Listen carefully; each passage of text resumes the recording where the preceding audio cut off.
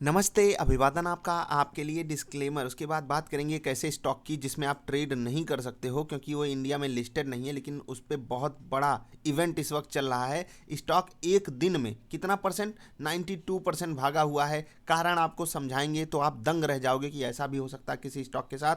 अगर आप pre market session में देखोगे यही स्टॉक 50% और ऊपर खुलेगा, यानी कि अगर आप देखोगे ये स्टॉक $220 पे खुलने वाला है। ये अमेरिका में लिस्टेड है, न्यूयॉर्क स्टॉक एक्सचेंज यानी कि NYSE। जी हाँ, अमेरिका में इस मार्केट में ये लिस्टेड है, इस इंडेक्स में। और वहाँ पर ये स्टॉक जो है भयंकर रूप से ट्रेडिंग पा रहा है, भयंकर यहाँ पर ट्रेडिंग हो रही है। इवन यहाँ पर जो ट्रेडिंग हो रही है ना भाई साहब, टेस्ला, फेसबुक और ट्विटर, इन सब के शेयर से भी ज़्यादा तगड़े वॉल्यूम के साथ ट्रेडिंग हो रही है। कारण अब आपको समझाएंगे। अभी आप सिर्फ इतना नोट करिए, अमेरिका की लिस्टेड कंपनी है, आप इसमें ट्रेड नहीं कर सकते हो। और इससे आप एक चीज़ समझोगे कि कैसे एक $10-15 की कंपनी कैसे $250 तक पहुंचने के करीब आ जाती है और बहुत लोगों को बर्बाद कर देती है, बड़े बड़े फंड मैनेजर्स को बर्बाद कर देती है। कारण आपको हम समझाने चल रहे हैं, आप बहुत कुछ सीखोगे इस वीडियो से। वीडियो लाइक कर दीजिए। थोड़ी सी टेक्निकल वीडियो होगी लेकिन हम कोशिश करेंगे आपको बिल्कुल आसान भाषा में समझाएं। कारण क्या हुआ उसको समझने के लिए हम थोड़ा सा न्यूज़ का सहारा लेंगे। इस न्यूज़ का पूरा साभार हम देते हैं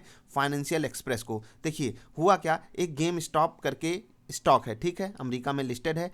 शॉर्ट सेलर्स यहाँ पर $5 बिलियन, सोच कर देखिए, $500 करोड़।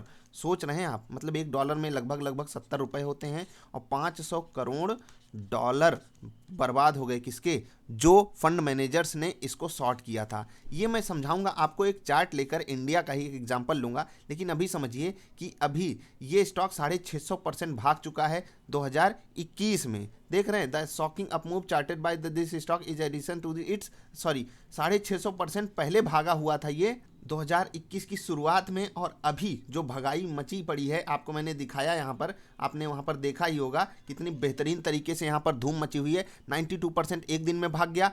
650% भागने के बाद ये 92%, उसके बाद 50% ऊपर खुलने के पूरे आसार हैं। कारण आपको समझा रहे हैं। अब चलते हैं, अब ये हुआ कैसे, हुआ क्या कि Reddit day trader army squeezed their bearish bets. अब इसको मैं समझाऊंगा, ध्यान से समझिएगा। 2 मिलियन लोग जुड़े हैं, एक रेडिट करके वेबसाइट है, ठीक है। उसमें एक फोरम है, फोरम मतलब ग्रुप समझ लीजिए। उस ग्रुप में जुड़े हुए हैं लगभग 20 लाख लोग। ये 20 लाख लोग क्या करते हैं, ये 20 लाख लोग ट्रेड करते हैं। वहां पर जो उनके आका बोल देते हैं भाई साहब ये स्टॉक खरीदो, ये स्टॉक बेचो, उस तरीके का ट्रेड होता है। अभी मैं आपको समझाऊंगा कि एग्जैक्टली ये कैसे पॉसिबल हुआ, इतना भयंकर इसमें रैली कैसे आई। और 500 करोड़ का फायदा अगर नुकसान अगर फंड मैनेजर्स को हुआ है, हेज फंड वालों को हुआ है, तो फिर इसका फायदा क्या रिटेल इन्वेस्टर वहां पर उठाया है। और रिटेल इन्वेस्टर की ताकत कितनी बड़ी होती है आप यहां से समझ जाओगे। अब इसके लिए कुछ बेसिक टर्मिनोलॉजी आपको पता होनी चाहिए। शॉर्ट सेलिंग क्या होती है, कैसे ये सब चीजें काम करती हैं, उसको मैं चलूंगा एक इंडिया का एग्जाम्पल लेके, चार्ट वहां पर समझाऊंगा आपको। मैंने यहां पर डेटा समझा दिया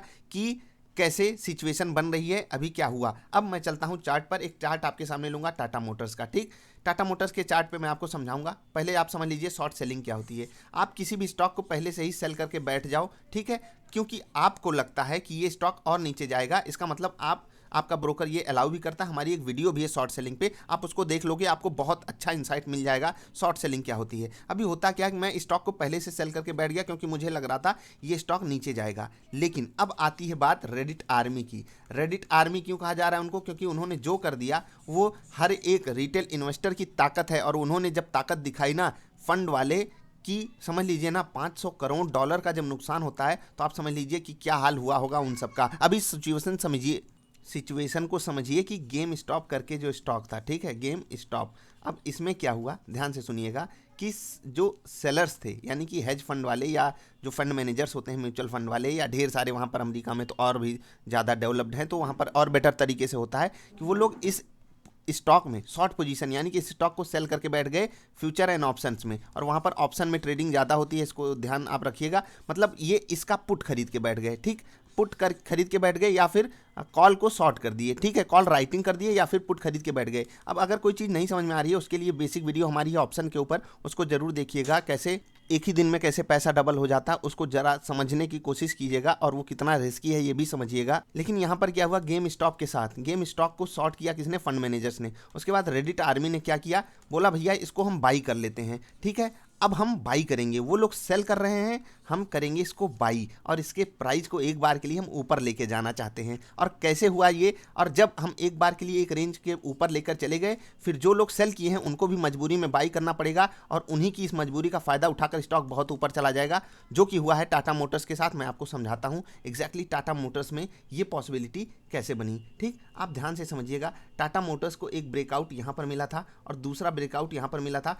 जो कि 200 रुपए का बहुत बड़ा साइकोलॉजिकल लेवल था। अब जो लोग टाटा मोटर्स को सेल करके बैठे थे ऑप्शंस में या कहीं पर भी शॉर्ट करके बैठे थे, उनके साथ सिचुएशन क्या बनी? उनके साथ सिचुएशन ये बनी कि 205 पे वो स्टॉप लॉस रखेंगे, 210 पे बहुत लोग 220 पे स्टॉप लॉस रख लेंगे, जो कि यहाँ तक था। ठीक है, यहाँ स्टॉप लॉसेस थे। अभी सिचुएशन कैसे बनी समझिएगा बात को, कि रिटेल इन्वेस्टर को ही मान लीजिए कि रिटेल इन्वेस्टर यहां पर आ गया शहंशाह बन के, भाई साहब हम खरीदेंगे। और अगर आप इतना एक्सेप्ट करो कि जो वहां के फंड मैनेजर्स थे, ठीक है, मान लेता हूं वो अगर मान लेते हैं 100 स्टॉक्स सेल किए थे, तो यहाँ पर 100 स्टॉक्स बाई कर लिए गए। उसके बाद इस प्राइस को स्टेबल रखा गया, 100 और स्टॉक्स मान लेते हैं खरीद लिए गए।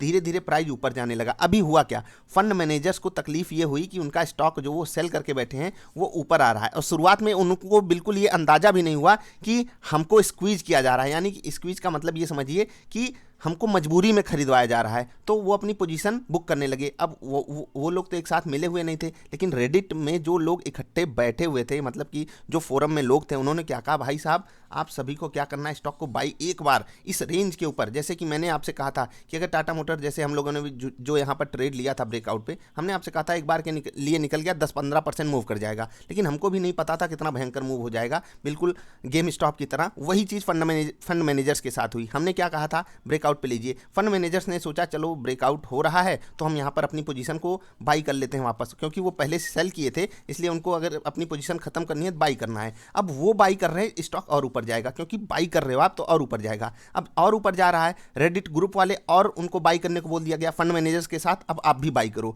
जब वो बाई किए और मतलब रेडिट ग्रुप वाले भी बाई कर रहे हैं, फंड मैनेजर्स में कुछ हिस्सा, कुछ तबका भी बाई कर रहा है, कुछ तबका सोच रहा है फालतू में इतना ऊपर आ गया। समझिएगा एग्जैक्टली हुआ क्या है, कुछ तबका, कुछ फंड मैनेजर्स ये सोच रहे हैं कि इतना ऊपर क्यों आ गया, शॉर्ट करो। ठीक है, ऊपर उनको रेजिस्टेंस दिखा, शॉर्ट किया, और उनको नहीं पता कि पीछे क्या खेल चल रहा है, कि रेडिट वाले भी दबा कर माल बाई कर रहे हैं और जो पहले से शॉर्ट करके बैठे हैं उनको मजबूरी में बाई करना पड़ रहा है, और वो वहां पर शॉर्ट किए और फिर स्टॉक 15-20% ऊपर चला गया। अब जो यहां पर शॉर्ट किए हैं वो यहां पर कर रहे हैं, और यही गेम इतना भयंकर चला है। रेडिट वालों ने ऐसी मतलब क्या कहते हैं, क्या तहलका मचा कर रख दिया अमेरिका की बाजार में। सर्च कीजिएगा, एलॉन मस्क साहब ट्वीट करके कह रहे हैं क्या हो रहा है इस स्टॉक के साथ, 90% भाग जा रहा है, हाईएस्ट वॉल्यूम हो रहा है, तहलका मचा दिया इस स्टॉक ने।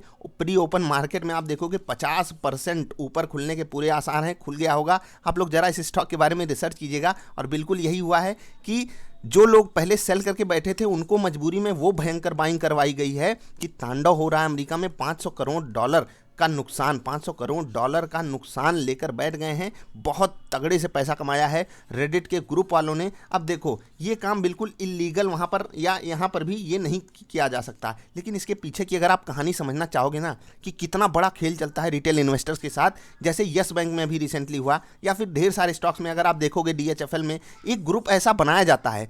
आप समझ लीजिएगा कि एक ग्रुप ही है वो, जिनको हम ऑपरेटर्स कहते हैं। वो ऐसे ही एक ग्रुप लेकर आते हैं, कहते हैं भाई साहब इसके प्राइस को बाई करो, चाहे यस बैंक हो चाहे DHFL हो, इसको ऊपर लेकर जाओ। उसके बाद हम अपनी पोजीशन को वहाँ पर पटक देंगे। एक साथ जब पटकेंगे रिटेल इन्वेस्टर खरीदने आएगा नहीं, फिर वो खुद बेचने लगेगा, और हमारे साथ जब रिटेल इन्वेस्टर सेल करने लगेगा तो वहीं पर शुरू होता है क्या, पैनिक। और ये आप देख चुके हो बहुत केसेस में, चाहे आप आलोक इंडस्ट्रीज उठा लो, चाहे फ्यूचर ग्रुप उठा लो, हर जगह की कहानी आपको यहीं पर देखने को मिल जाएगी।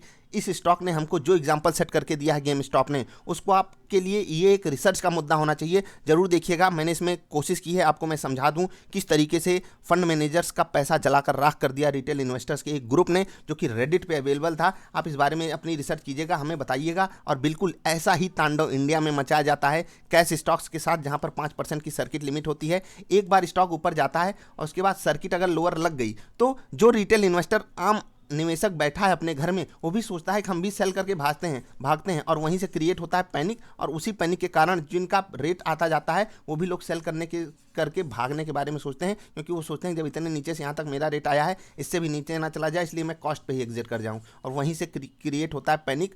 जिस कारण दाम में अचानक से गिरावट आ जाती है, या फिर जब हाइप क्रिएट किया जाता है आलोक इंडस्ट्रीज जैसे कि 50-50 दिन तक लगातार अपर सर्किट ही लगता रह जाए। तो ये थी कहानी जो मैंने आपको समझाई, अच्छे से आप समझ गए होंगे। और इसके पीछे और मतलब होता है ना बिटवीन द लाइंस, आप क्या समझ पाए ये बहुत ज़रूरी है, क्योंकि मैं यहाँ पर बहुत बड़ी चीज़ का इशारा किया हूँ कि आपके खिलाफ कैसे षड्यंत्र रचा जाता है। उसी चीज़ को मैं हमेशा डिकोड करने की कोशिश करता हूँ। टाटा मोटर्स वालों थोड़ा सावधान हो जाइएगा, क्योंकि क्या हुआ है वो आपको पता है। शॉर्ट कवरिंग के चलते ही शॉर्ट सेलर्स पहले पैसा बहुत कमाए थे, उन शॉर्ट सेलर्स की यहाँ पर खिंचाई की गई है अच्छे से।